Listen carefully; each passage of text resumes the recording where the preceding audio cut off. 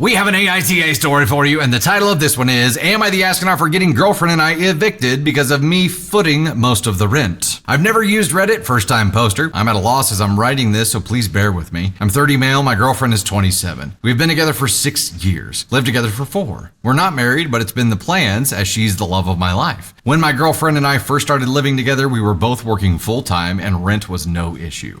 Since last year, she has started nursing school full-time, so bills have changed. We sat down and had an agreement on bills once she started her program. She pays $450 for a car and a utility bill, while I foot the $900 rent. I don't have a car, so she's who gets me to work and back on top of her schedule. She's only working twice a week while I'm full-time. As of January, I started having some issues with work and was slowly paying what I could per month. I got an eviction notice but kept making small payments to avoid having to go to court.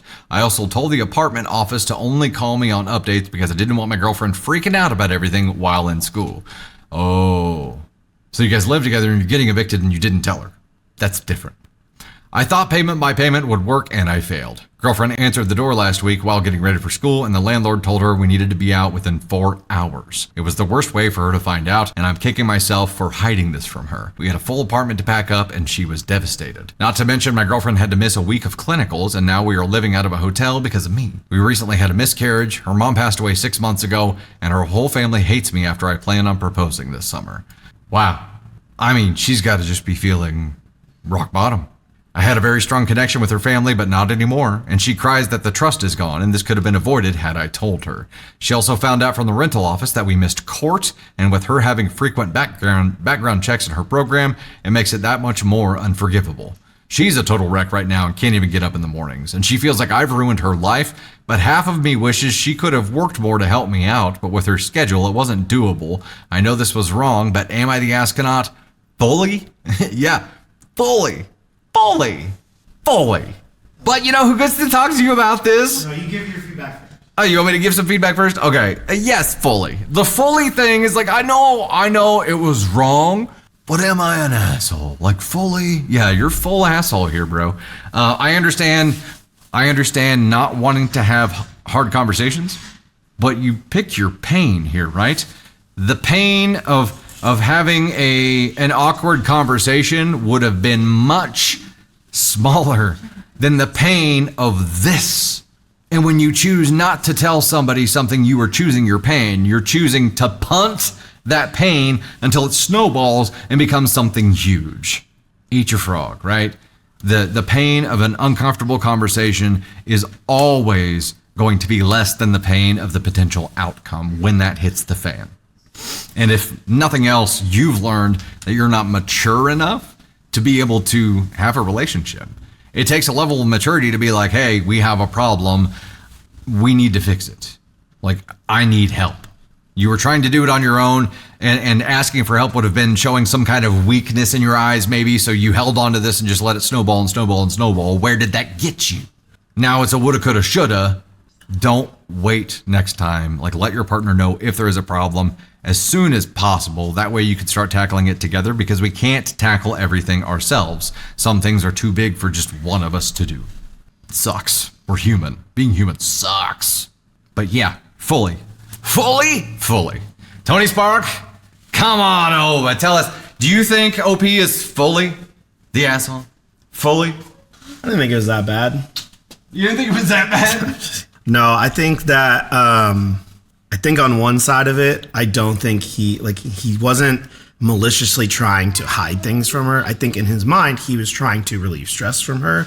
Trying all these things that have happened in their lives has made her life very stressful and very tough. She's got to go to school. She's going through nursing. She's doing all this stuff. So I think in his mind, he thought, hey, I'm going to keep this off of her plate because it's just a lot and she doesn't need to deal with it and I can handle it.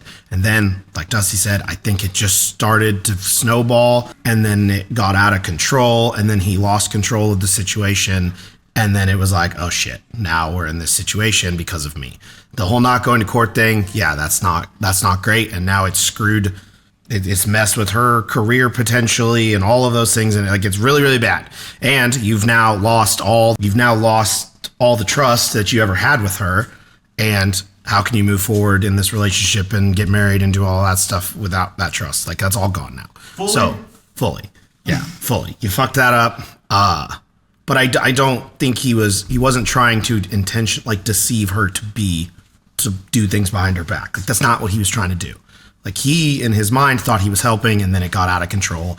He had terrible communication. But again, if you're going to get married to this person, like, you have to be able to communicate everything with them, and you need to be honest and open with them, and he wasn't, and that's where it came back to bite him. Yeah, he said it wasn't doable for her work schedule and all of that, but if he would have said, hey, listen, we're in a situation, like, what can we work on together to figure this out so we don't lose where we're living? But he didn't do that. And so the entire problem was just not being open and communicating about it, because I guarantee you, would it have sucked for her? Probably, but there might have been a chance that she could have picked up extra work and worked more and made some extra money, and maybe they could have come up with a plan for him to maybe work a little more and try to work on it together, instead of him trying to shoulder it all on himself and thinking, and then it ended up making the situation worse. She probably knows somebody who needs some intimacy therapy sessions, you know. But yeah, he fully ended up being the asshole. Fully? Because he didn't, I mean, you got to be on it. I get what he was doing, and that may be the unpopular opinion. Like, I get what he was doing. He was trying to, all of that stuff that happened in the last, what did he say, 6 months or a year? Yeah. Like, all this terrible stuff. He's thinking, maybe I can just make life a little easier for her not having to worry about this. And then it just snowballed, and then he lost control, and it got out of control, and it all screwed up. Exactly, because he didn't communicate with her, so she didn't think anything was wrong. So there wasn't any reason to have to figure out a plan or how they can. She's freaking brushing her teeth and opens the door. Yeah, 4 hours, get out. Yeah, I mean, now you've turned everything upside down. You guys are homeless, and like, now you've lost all the trust with your partner. Like, it's too late to apologize. Yeah, he's fully the asshole there. And again, if you're going to marry this person, you should be able to know that if you're in a situation and in trouble, like, your partner will help you. Like, you guys are supposed to help each other. That's how life works. That's how that's going to work. And the fact that, like, for some reason you felt like you couldn't bring it to her, I don't know why. Like, I don't know if it's you're the man and you're supposed to figure this stuff out. I don't know if that's the issue, but for some reason you felt like you couldn't be honest with her in the situation that you were in. And maybe he felt guilt for being in this situation too. Pride. Like that. Yeah. Pride. Yeah.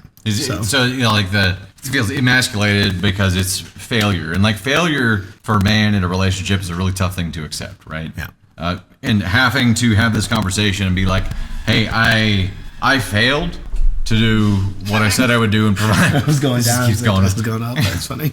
It's embarrassing. Like, it's an embarrassing thing for him, and he doesn't know how to communicate things that embarrass him or that he's ashamed of. And I think that's a common male problem, or just a common human problem, but more so with dudes, because you know, we're not brought up to learn to talk about our feelings. The only person who was trying to teach us how to speak and know our feelings was Mr. Frickin' Rogers when we were kids. Otherwise, it was all like Transformers and G.I. Joes and stuff. You know what I mean? Yeah. It's tough to communicate about something you don't understand, and this shame muddied the waters for him. And I understand he felt like he was paralyzed by it, but you don't have a choice. And having those tough conversations with your partner when you're in you've gotten both of you in a shit position and you don't know how you're going to get out, like, it has to be a conversation. It sucks. Don't think it's not going to suck, but you know what? It sucks less than what happens when you don't talk about it, because that's what happens. You lose everything.